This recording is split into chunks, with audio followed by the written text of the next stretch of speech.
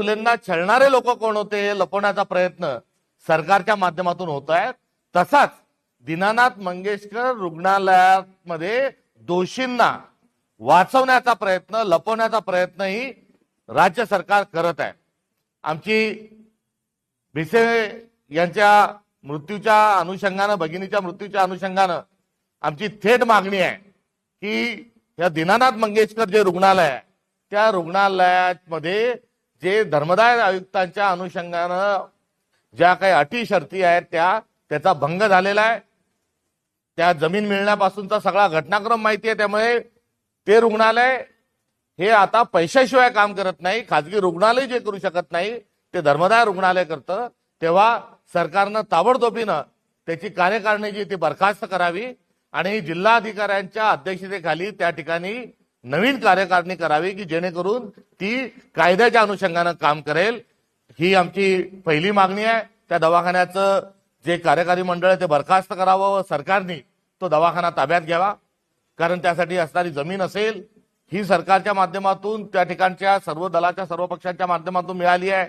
क्रिकेटच्या charity match, एक show match झाली, त्यातून पैसे आलेले आहेत आणि आलेला पैसा हा सर्व समाजातून आलेला असल्यामुळे मात्र विनियोग हा त्या ठिकाणी योग्य होत नसल्याचे निदर्शनास येत असल्यामुळे ताबडतोबीनं संचालक मंडळ बरखास्त करावं।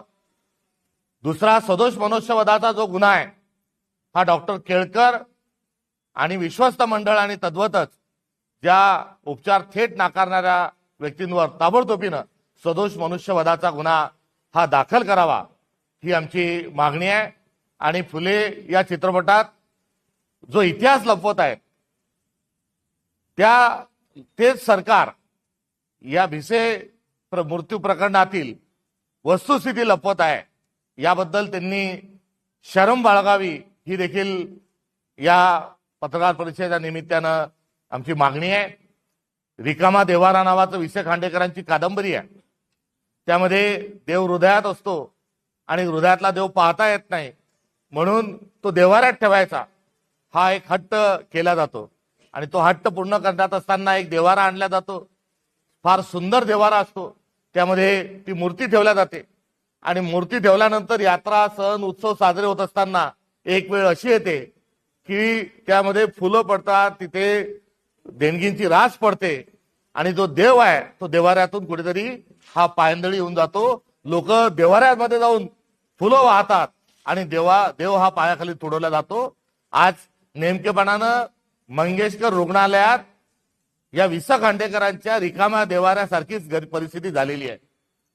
लता मंगेशकरांचा आवाज, ये मेरे वतन के लोगो, हे चीनच्या युद्धामध्ये त्यांचं गीत ऐकल्यानंतर साक्षात पहिले पंतप्रधान नेहरूजी आपले डोळे अश्रू पुसतात आणि अश्रू पुसून ते ताबडतोबीनं लता मंगेशकरांना बोलून घेतात आणि त्यांच्या आवाजाची, त्यांना जी दैवी देणगी लाभलेली आहे त्याची तारीफ करतात। इंदिरा गांधी त्यांच्या एकूण गायनाची ही तारीफ करतात। पुढे संपूर्ण भारतच नव्हे तर संपूर्ण जग त्यांच्या आवाजाच्या अनुषंगानं त्यांना गान कोकिळा म्हणतोय। महाराष्ट्र तर त्यांची भूमी असल्यामुळे आपणही सर्वजण त्यांना मानतो। मात्र पुढे कोण होतास तू, काय झालास तू याचा प्रत्यय या नावाच्या अनुषंगानं दुर्दैवाने तो अनुभव आपल्याला घ्यावा लागतो। आज ती आपल्या श्रद्धा ज्या आवाजावर, ज्या परिवारावर होती, आता तो दिवारा हा मंगेशकर रुग्णालयाच्या माध्यमातून रिकामा झालेला दिसतोय आणि जी मूल्य होती ही पायंदळी त्या ठिकाणी तुडवल्या गेल्याचं दुर्भाग्य या महाराष्ट्राच्या कुठेतरी दुर्दैवामध्ये, वर्तमानामध्ये आपल्याला बघावं लागतंय। त्यामुळे याचा निषेध या ठिकाणी आम्ही करतो। आज हा परिवार जो आहे हा रुग्णालयातील हा एका राजकीय पक्षाच्या इशाऱ्यावर नाचत आहे का, ही एक शंका थेट स्वरूपामध्ये, ही आरोप स्वरूपामध्ये आम्ही उपस्थित करतो। आणि आज एवढं क्रूर कृत्य, एवढं अमानुष, एवढं कृत्य, सावकारी कायद्याला लाजवेल एवढं वाईट कृत्य आज दवाखानाच्या प्रशासनाच्या माध्यमातून झालेलं आहे, ते तात्काळ बरखास्त करावं व सदोष मनुष्यवधाचे गुन्हे दाखल करावेत।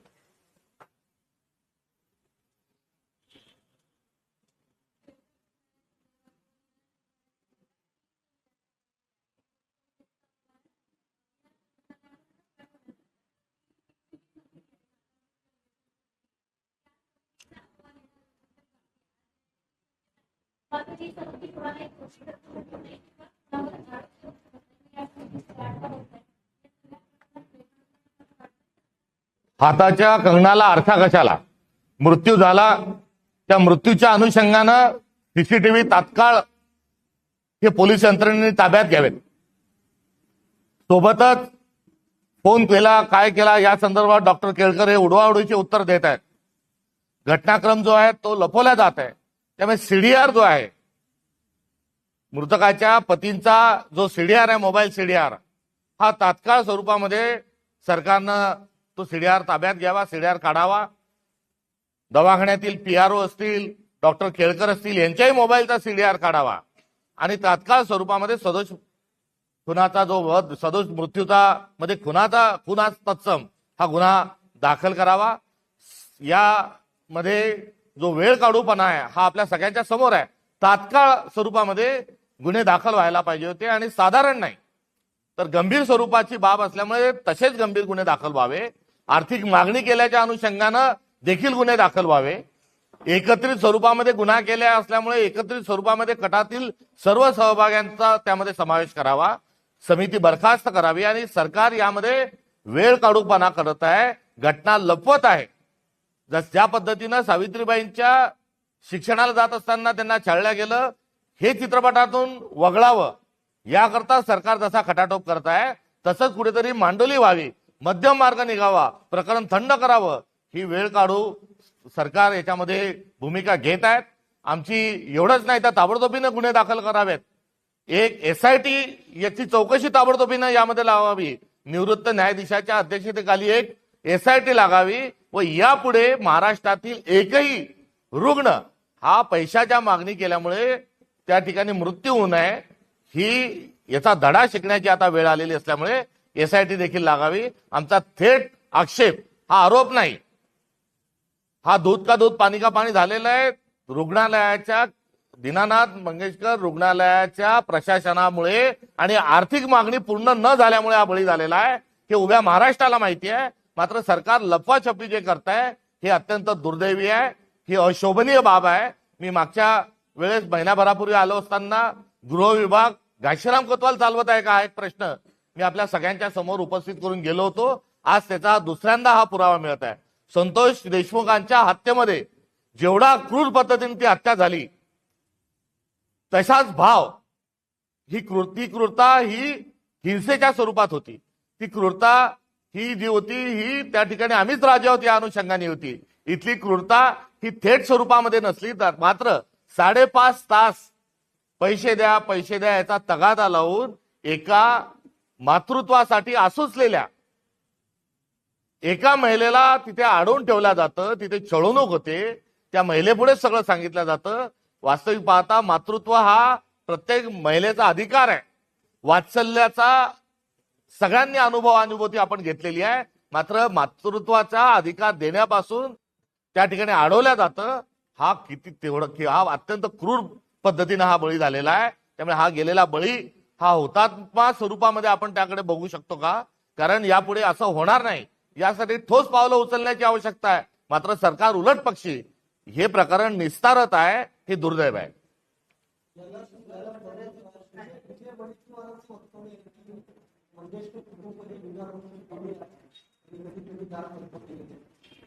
तुर्तास या सगळ्या प्रकरणामध्ये जी साधलेली जी चुप्पी आहे आणि या परिवारावर उभ्या महाराष्ट्राने, भारताच्या सर्व व्यवस्थेने, सर्व काळातील सर्व सरकारने या परिवारावर भरभरून प्रेम केलेलं आहे, देण्याची भूमिका स्वीकारलेली आहे.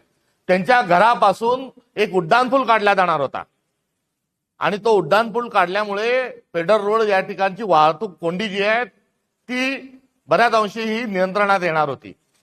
हाजी अली या परिसरात, पेडर रोड या परिसरात आपण वाहतूक कोंडी बघतो. आता त्या ठिकाणी प्रस्तावित पूल एक उड्डाणपूल होणार होता. मात्र त्यावेळेस लता दिदींनी भूमिका घेतली की हा उड्डाणपूल झाला तर मी मुंबई सोडून देईल. त्यांचा हट्ट विलासराव देशमुख यांनी त्यावेळेस मान्य केला. आता एवढं भरभरून देशाच्या राजकीय सर्व व्यवस्थेने त्यांना दिलेलं आहे, सगळ्यांनी दिलेलं आहे. आता एवढा मोठा एक गंभीर अशा स्वरूपाची एक चूक, एक अक्षम्य स्वरूपाची चूक लक्षात आल्यानंतर जर कुठलंही पावलं हे उचलल्या जात नाही, काही बोलल्या जात नाही, तर असे जे आरोप होत आहेत या आरोपाला फार मोठी जागा ही असल्याचं आपल्या सगळ्यांच्या निदर्शनास येईल.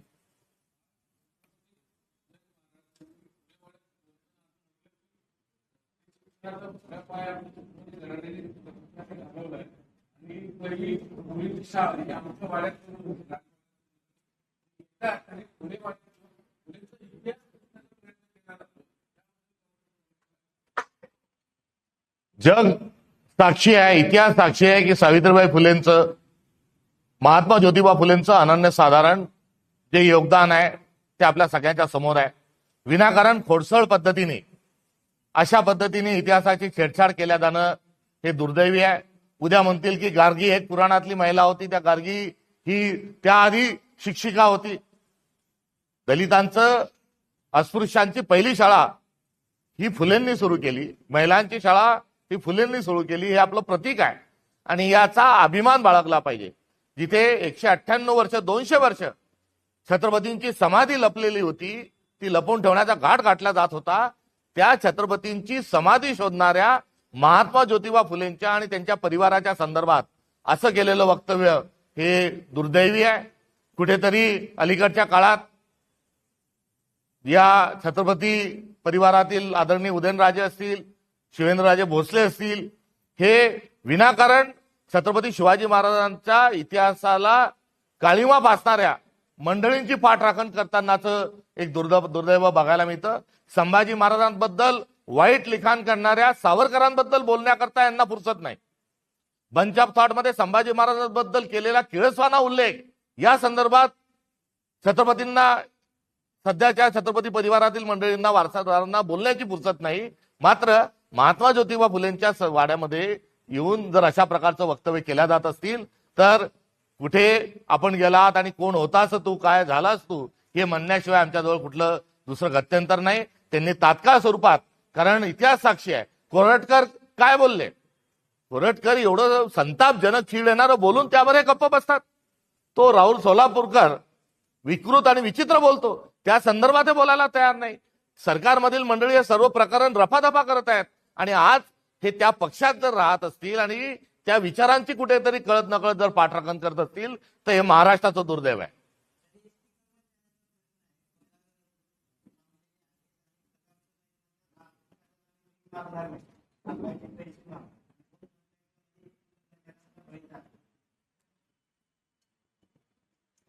लाडकी बहीणचे पैसे थकलेत, पगारांचे, एसटी पगारांचे पैसे थकलेत, ठेकेदारांचे पैसे थकलेत.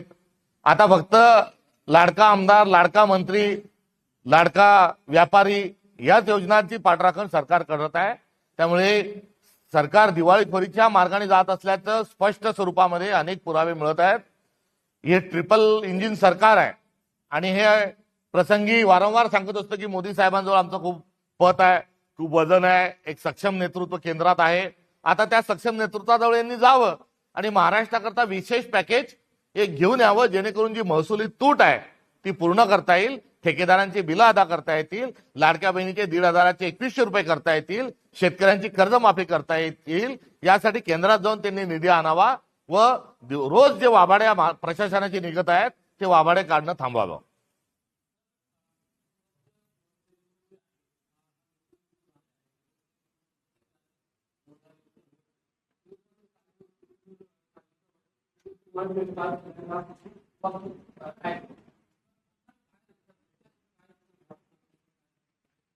हे वक्त जो विधेयकाच्या अनुषंगानं अमेरिकेने आपल्यावर लादलेले जे कर आहेत त्यापासून लक्ष विचलित करण्याकरता हे आणलेलं विधेयक होतं आणि याचा दुसरा जो थेट जो आहे हा कमर्शियल याचा हेतू केंद्र सरकारचा आहे. केंद्र सरकार 14 वर्षापूर्वी जेव्हा आलं तेव्हा काय काय सांगितलं होतं तर कालाधन वापस लाएंगे, प्रत्येकाच्या खात्यात 15-15 लाख रुपये टाकू, दरवर्षी 2 कोटी रुपये, 2 कोटी रोजगार निर्मिती करू, शेतकऱ्यांच्या शेतमालाला 1.5 भाव देऊ, शेतकऱ्या स्वामीनाथन आयोग लागू करू. हे सगळं सांगून ते सत्तेवर आले. यातलं काही एक केलं नाही. मात्र दुसरीकडे काय केलं तर आल्या दिवशी नेहरूजी असतील, अजून काँग्रेसच्या लोकांना त्यांनी शिवेगाळ करण्याचंच काम केलं. मात्र त्याच नेहरूजींनी स्थापन केलेल्या ज्या सार्वजनिक कंपन्या होत्या त्या विकल्या, एकामागे कंपनी विकत एअर इंडिया जी होती त्याची पण यांनी वाट लागली, ती पण टाटा कंपनीला विकून टाकलं. आता ज्या भारत सरकारच्या ज्या कंपन्या होत्या LIC पासून सगळ्या या त्यांनी विकल्या. दुसरीकडे जिथे खनिज सापडलं होतं त्या खदानी ज्या आहेत त्या त्यांनी उत्खननासाठी त्या विकल्या. आता सगळं विकत विकत विकत आले. आता त्यांचा नजर जी आहे ही आता जमिनीवर आहे. म्हणून मुंबईची धारावी जी आहे ती त्यांनी अडाणीला विकून टाकली. गोरेगाव सारख्या इतर ठिकाणच्या ओपन स्पेस आहेत त्या त्यांनी अडाणीला विकून टाकल्या. आता जमिनी विकण्यामागे लागलेल्या आहेत आणि त्याच जमिनीत आता वक्फ बोर्डच्या जमिनी ज्या आहेत त्याच्यावर त्यांचा डोळा आहे. आता वक्फ बोर्डाच्या जमिनी विकतील, मग अजून काही हिंदू मंदिराच्या ख्रिश्चन चर्चाच्या विकतील. असं करता करता पद्मनाथ मंदिराच्या सोन्यापर्यंत या मोदी सरकारची ही नजर आहे. वक्फ बिल काय आहे तर मंदिराला इनामी जमीन मिळालेल्या आहेत, तशा मस्जिदींनाही काही आहेत, चर्चलाही काही आहेत, असा त्यांचा तो विशेष अधिकार आहे. एवढंच कशाला, छत्रपती परिवाराला जमीन धारण करण्याकरताही विशेष अधिकार हा इंदिरा गांधींनी दिलेला आहे आणि त्यासारखाच एक अधिकार हा वक्फचा होता. त्यामुळे वक्फच्या नावावर कुठे हिंदू मुस्लिम करून जे शेतकऱ्यांचे प्रश्न आहे, बेरोजगारांचे प्रश्न आहेत, अर्थव्यवस्थेचे जे प्रश्न आहे हे लपवण्याचा यामागचं त्यांचं कारस्थान आहे.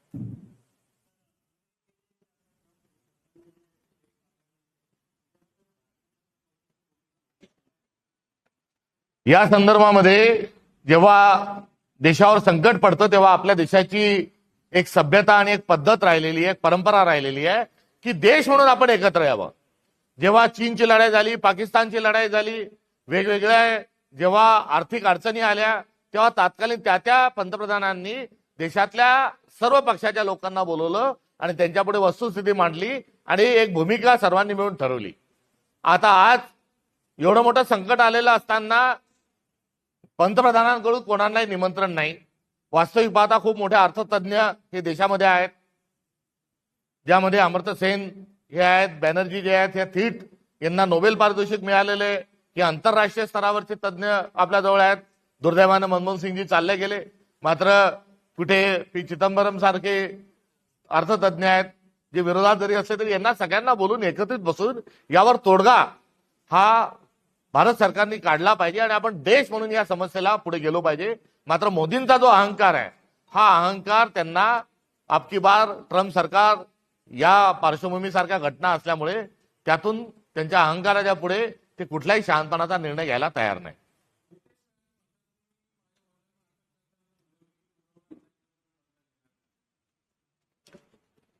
काही मंत्र्यांच्या माध्यमातून करमणुकीचे कार्यक्रम दुर्दैवानं हे स्पॉन्सर सुरू आहेत.